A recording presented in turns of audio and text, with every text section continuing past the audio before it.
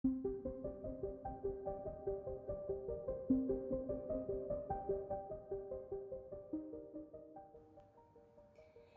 comenzamos entonces con el comentario del capítulo 10 del libro de Havelock, que se titula La teoría especial de la escritura griega.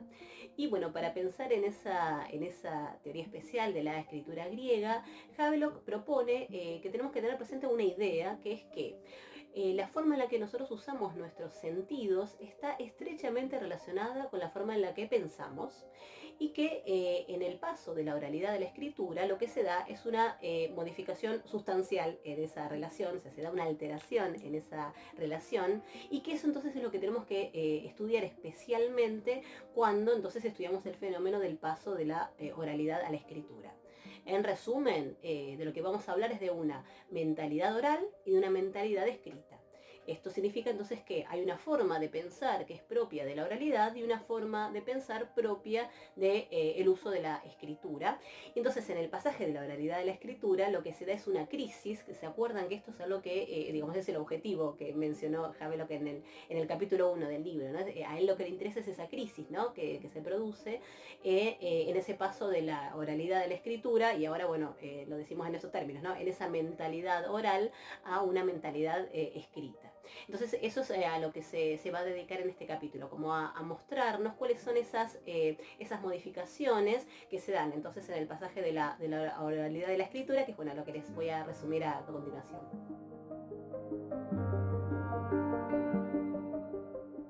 Bien, una característica fundamental a tener en cuenta en ese paso de la oralidad a la escritura es que la función mnemónica disminuye. Y al disminuir esa función mnemónica, que recuerdan que era la base, ¿no?, de la oralidad, esta libera energías psíquicas para otros usos. Entonces, esta es una primera consecuencia del paso de la oralidad a la escritura. Y una segunda consecuencia, o sea, no en orden cronológico, sino como las que va mencionando Havelock, por supuesto, tiene que ver con cómo el oído comienza a verse complementado ahora por la visión. Entonces, eso también tiene consecuencias desde el punto de vista del pensamiento. O sea, ya no estamos solamente necesitados, ¿no?, de lo auditivo, sino que ahora con la escritura, bueno, es el contenido que se transmite, entonces ahora también tiene un apoyo visual. Y eso entonces es otra modificación importante. Y también asociado, habíamos dicho, con la oralidad, estaba fundamentalmente la narrativa. ¿Se acuerdan que habíamos dicho que nosotros en la épica homérica, que tomábamos como ejemplo paradigmático, lo que encontramos son estos personajes que hacen cosas, ¿no? Habíamos mencionado esta importancia para la preservación y la perduración de la tradición a estos personajes que son actores, que son agentes, y entonces en la importancia en relación a la memoria también del narrar, ¿no? La narración ayuda a la memorización. Y bueno, se da entonces ahora esto de que, bueno, al pasar a la escritura, ya no hay necesidad de narrativizar todo. Se van a empezar entonces a dar otros tipos de discursos, en donde además no vamos ya a necesitar que aparezcan estos, como decíamos, ¿no?, estos personajes que actúan, sino que ya van a poder aparecer en los discursos sujetos abstractos, entidades, ¿sí? Ya no es necesario entonces que aparezca un individuo en particular llevando a cabo acciones, sino que vamos a encontrar en los discursos reflexiones abstractas, bueno, reflexiones también de pensamiento lógico, y bueno, esto que les mencionaba, o sea, no personajes solamente, sino entidades teóricas, entidades abstractas. Y esto, bueno, la idea sería entonces que pasamos de observar, ¿no?, comportamientos a el ser.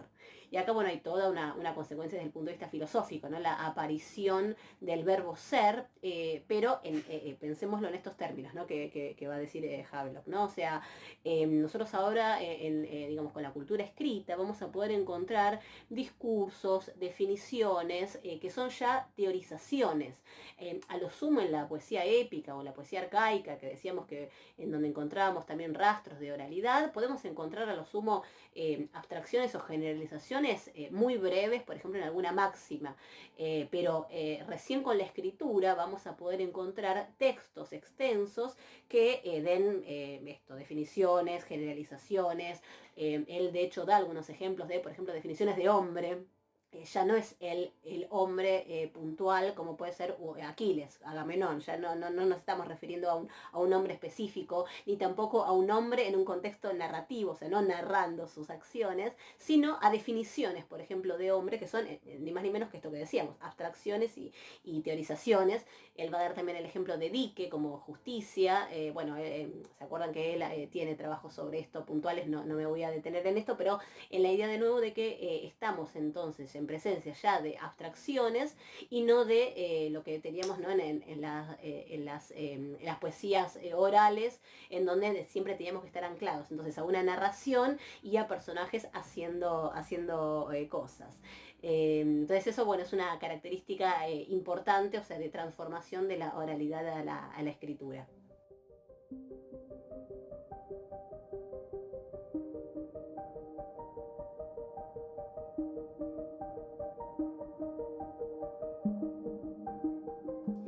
Bien, y después comenta también algo relacionado con lo lingüístico, pues señala que la lengua alfabetizada es una lengua estática. ¿Se acuerdan cuando habíamos estudiado la oralidad? Habíamos comentado, ¿no?, esta fluidez y este dinamismo que tiene el lenguaje y la forma, ¿no?, de expresión oral, y él comenta entonces que la sintaxis alfabetizada es una sintaxis estática. Esto es otra diferencia, ya más desde el punto de vista lingüístico. Y también algo que tiene que ver con la innovación, que es que la escritura permite innovar en determinados aspectos, porque ya no necesita, como era en la oralidad, de referir a situaciones familiares o a espacios cercanos o elementos fáciles de recordar, que estaban asociados con las condiciones acústicas en las que se daba ese discurso oral. Entonces esa era una limitación que tenía la oralidad, la de anclarse, ¿no?, en lo concreto y en lo conocido, que entonces con el paso a la escritura, cuando se comienza a usar escritura, esa limitación ya no está más. Entonces la escritura entonces en ese punto permite innovar, permite entonces que se den nuevas formas, entonces no asociadas solo a lo familiar.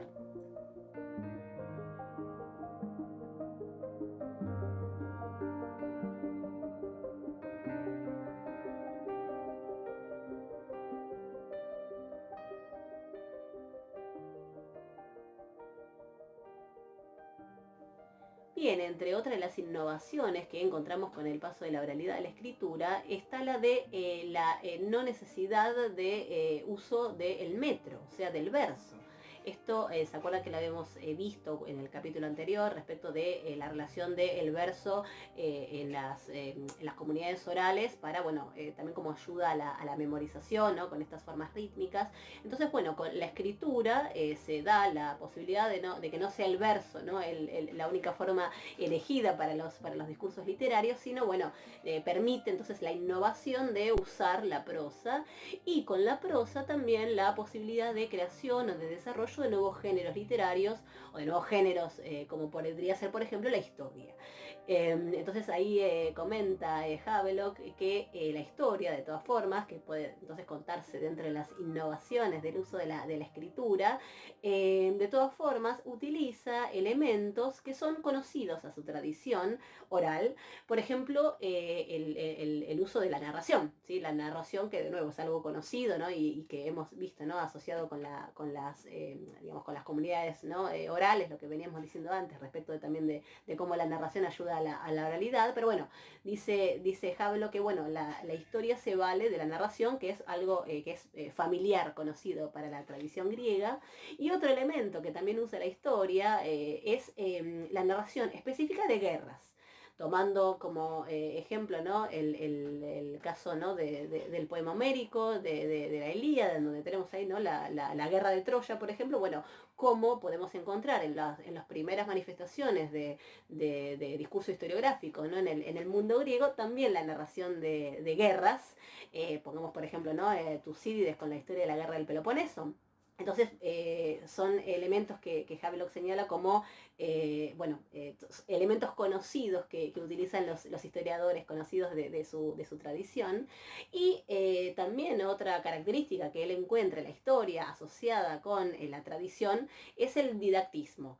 En la historia también podemos encontrar, elementos que están en vinculación con esto que él había llamado el nomos, ¿no? Y el ethos, ¿no? Las normas, las costumbres, las leyes que se transmiten, ¿no? En la tradición. Bueno, él encuentra también estos elementos en las primeras ejemplos de historia en el mundo griego. Bien, y a Havelock le interesa rescatar, una vez más, la importancia del verbo ser en estos nuevos textos escritos. Cómo ahora va a empezar a aparecer el verbo ser en los textos, no asociado entonces con las personalidades, con los individuos, con los personajes, sino ya con abstracciones, ¿no? En los textos ya vamos a encontrar estas entidades abstractas, estas reflexiones más teóricas, y que de lo que da cuenta esto, en definitiva, es de lo que Havelock llama como que los griegos han descubierto el intelectualismo, ya para el siglo V, por ponerle una fecha.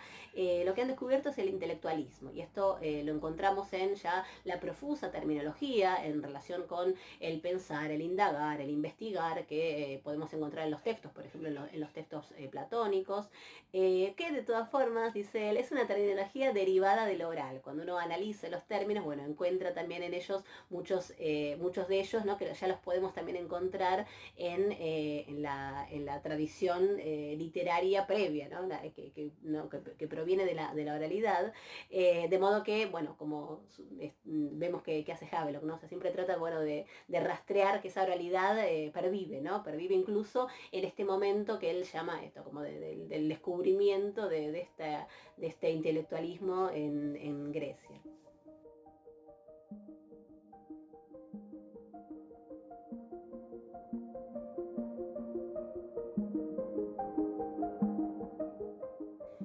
Bien, y entre otras innovaciones de la escritura tenemos ya el desarrollo de la filosofía y de la ciencia en estas posibilidades que da la escritura respecto o estas innovaciones que decíamos, ¿no? En la posibilidad de esta utilización del verbo ser, en la posibilidad de abstracciones. Y el ejemplo de Platón es paradigmático respecto de esto, porque bueno, es la escritura la que permite un pensamiento especulativo.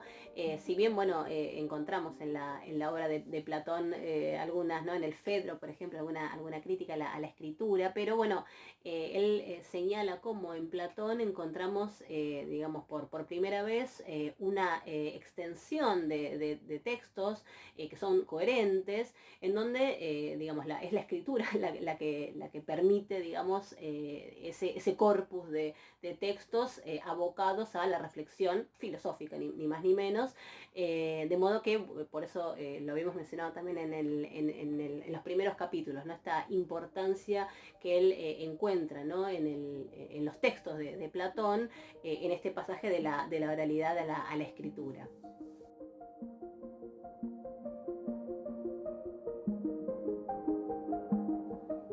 Bien, y pensemos además que el lenguaje escrito nos permite pensar acerca de él, ¿sí?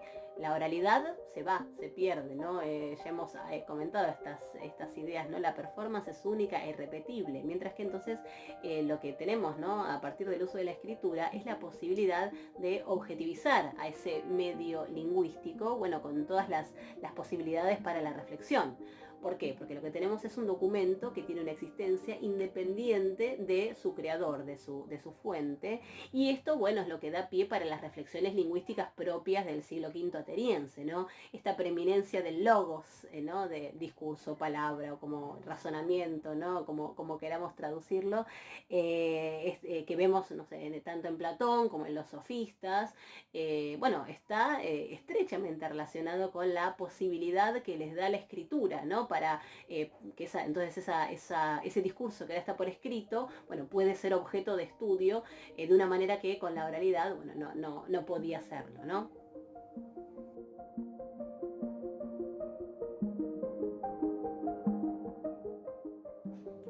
Bien, decíamos entonces que en el medio acústico no se puede dar esa separación entre la persona que habla y aquello que dice, y que bueno, recién con la escritura es que vamos a encontrar esta separación entre el lenguaje y la persona que usa el lenguaje. Y Havelock advierte acá otra consecuencia ¿no? de este hecho, ¿no? en la asociación de las posibilidades que nos da la escritura, que es la aparición del concepto de individualidad. Por supuesto que él lo asocia esto con Sócrates y con Platón, o sea que bueno, las consecuencias son filosóficas, pero bueno, a ver, les comento, les leo lo que él dice. Él dice: cuando el lenguaje se separó visualmente de la persona que lo hablaba, entonces también la persona fuente del lenguaje adquirió unos contornos más nítidos y nació el concepto de individualidad. ¿Sí? Entonces, bueno, comenta esto como otra de las consecuencias en vinculación con las posibilidades, ¿no? que da la escritura. Bien, y les leo por último un breve pasaje como modo de resumen de esto último que veníamos diciendo. La fórmula lingüística por excelencia en la que se expresaba esa intelección era el enunciado de es, que se prefería al enunciado de hacer. Uno es propio de la escritura, el otro oralista, con el correspondiente contraste entre un acto mental verdadero del conocer y un acto oral de sentir y responder. Una relación estática entre el enunciado verdadero y su conocedor vino a ocupar el lugar de la relación móvil entre el sonido lingüístico y su receptor. Bueno, se las quería leer como me parece interesante como resumen entonces de esta, digamos, de esta conclusión entonces que él extrae respecto de el pasaje de la mentalidad oral a la mentalidad escrita, como bueno, la clave entonces para entender el fenómeno especial de la escritura en el mundo griego.